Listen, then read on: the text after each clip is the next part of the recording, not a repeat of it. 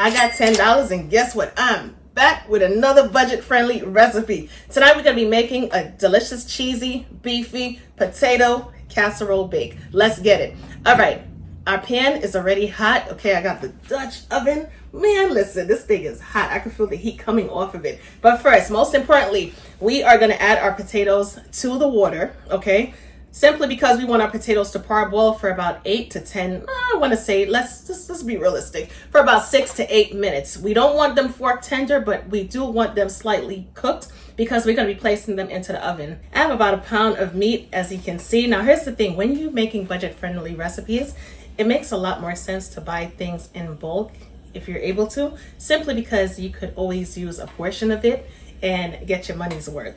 So I like to do that, you know what I mean? Rather than buying it like in a one-shot situation and you pay literally full price and you don't get, you know what I'm saying? You get what I'm saying. Anyway, we're gonna add our beef to the pan. This is beef chuck. We are gonna have some oil towards the end of the cooking process. So that's why I didn't add any oil beforehand. Now here's the thing, if you're gonna be using, let's say like a leaner cut of meat or any type of brown, definitely add a little oil to start the process off. I want the meat to render some more so we could get as much oil out of the meat as possible. And of course, we're going to be draining that excess oil off. All right, we're going to push the meat to the side of the pan to allow the oil to come towards the front of the pan, which will make it easier when it comes to draining off the excess oil.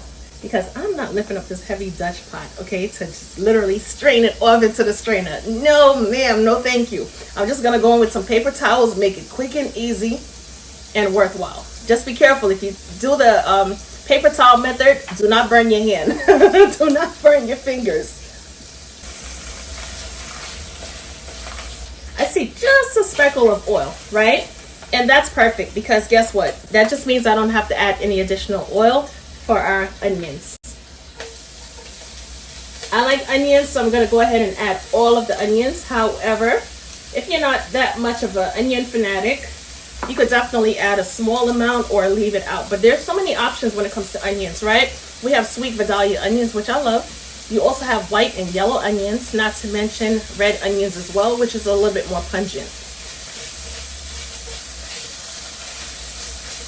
We're going to give it a good toss in the oil. Allow the onions to cook down until they become translucent. Let's introduce some finely chopped garlic.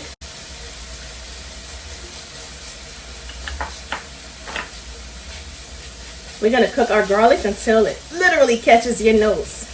You're going to be like, oh my goodness, I smell it. All right, garlic is fragrant. So at this point in time, we're going to incorporate our lovely ground meat with our onions and garlic. This smells amazing. We haven't even started to season our meat just yet. But the onions and the garlic, ooh, is coming through. Let's add some salt and pepper. Shake it on up. Not too much. Remember, we could always go back and add that salt and pepper. Let's go ahead and add some garlic powder. Garlic powder in. But wait a minute, you added garlic. Yes, I added minced garlic. The garlic powder and the minced garlic or finely chopped garlic has a different flavor profile. We're also going to add some onion powder. Stir that bad boy on in. Let's add some paprika, regular paprika, not smoked, for a subtle amount of flavor and most importantly, color as well. Beef bouillon for it. Great element of flavor. Let's add some Italian seasoning, why not? Okay, along with the water to create that nice steam effect. We want our meat to be nice and juicy and melt in your mouth as well, why not? Give it a quick taste, of course, adjust the flavors accordingly, and guess what, we can go ahead and turn the stovetop off. Now here's the thing, let's talk a little bit about the seasonings that I added. If it's going to take you over your $10 threshold, you don't have to add all of the seasonings that I added. Now also, if these seasonings are a staple in your home, go ahead, why not? You know what I'm saying? You could even add additional seasonings outside of what I added. But everything that I'm adding so far is not only a staple, but I'm still within budget, okay? I'm still within budget. But yeah, pull those seasonings out of the cabinet and let's use them. All right, we are gonna park our ground meat to the side. Check it out. It's smoky hot and absolutely delicious. And I'm tempted to eat already. To our 9x13 casserole dish, I'm gonna go ahead and add some non-stick cooking spray. Look at our potatoes. All right, I went ahead and added some cold water to kind of shock the potatoes to stop the cooking process. Nevertheless, they're potatoes, so of course they're still hot. I'm just gonna go ahead and line our casserole dish with our potatoes. Considering I have more than enough potatoes, we're gonna create a double layer of potatoes. Adding the double layer is not gonna hurt anything. It's just gonna give us more food towards the end. For greedy people like me, okay? Did I ever tell you that I like to eat? I think you guys could figure that out, right? I have a hearty appetite, if I'm gonna say so myself. All right, potatoes are perfectly lined in our casserole dish. So up next is gonna be our beautiful, perfectly seasoned ground meat. We're gonna add it to the top.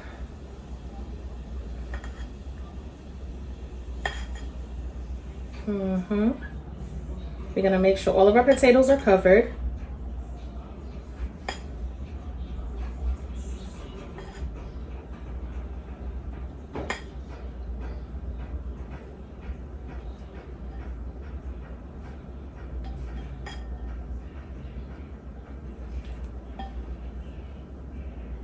All right, take the side of the spatula and spread the meat onto the potatoes. Okay, everything is covered and looking delicious and appetizing. Because we want this recipe to remain budget friendly, I'm going to be adding condensed soup. You could use mushroom condensed, celery, or chicken, which is what I have.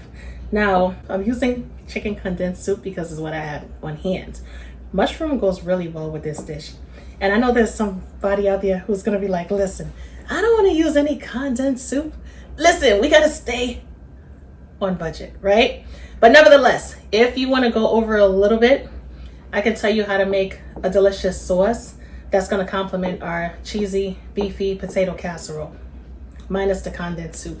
You're going to need equal parts flour, equal parts butter, almost as if you're making a roux, along with heavy cream. And that's where we had to stop because I was like, oh my goodness, the heavy cream is going to take us over. Anytime you're dealing with milk, right, especially half and half is not too bad, but heavy cream usually takes you over budget every single time. You're going to need butter, flour, heavy cream, of course, and seasoning, salt, pepper, garlic powder, that sort of stuff.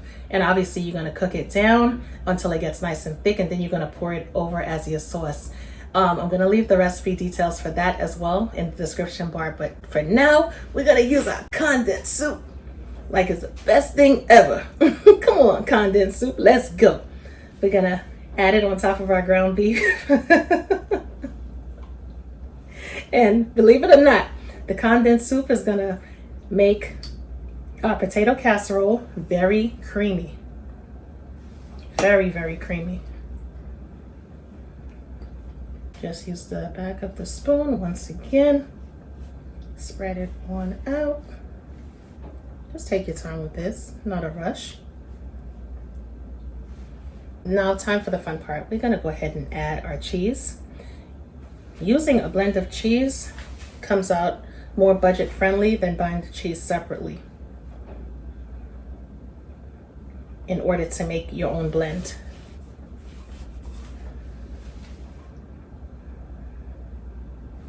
I'm going to place our casserole into my preheated 375-degree Fahrenheit oven, uncovered for about 30 minutes. This casserole has to offer. Okay, this is gorgeous. Wow, check out the layers. Check out the layers. This is gorgeous. My goodness. Potatoes are soft and tender. Let's get some of the meat and the cheese.